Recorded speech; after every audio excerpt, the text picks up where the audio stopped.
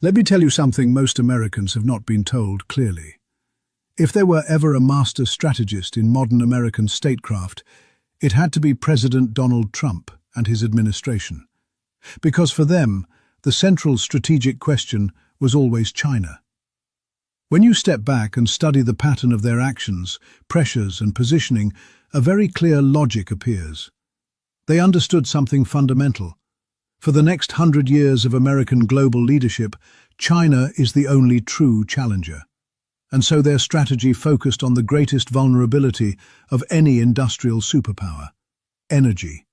First, Venezuela.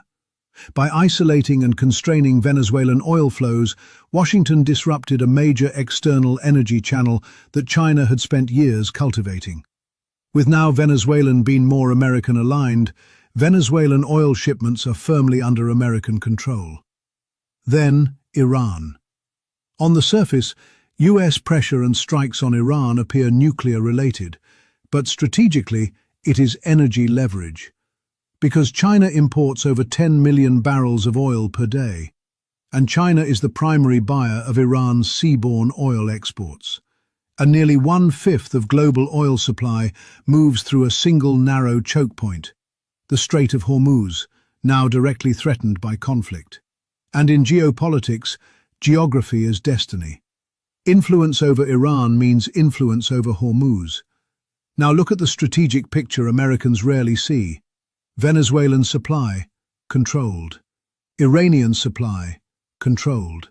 Middle Eastern flow, monitored and controlled.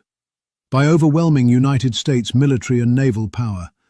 Now imagine China's position if its major external energy lifelines fall under American strategic leverage. Factories feel it. Heavy industry feels it. AI infrastructure feels it. This is pressure without direct war. For Washington, a US-aligned or weakened Iran tightens energy leverage on Beijing without confronting China directly. And history teaches a simple rule. When you control your challenger's supply lines, the duration of their challenge shrinks dramatically. With relatively few moves, this strategy aimed to extend American dominance for generations. One day, historians may write that this was one of the most consequential grand strategies of the 21st century. Stay with Altus World News, because we see what others do not see.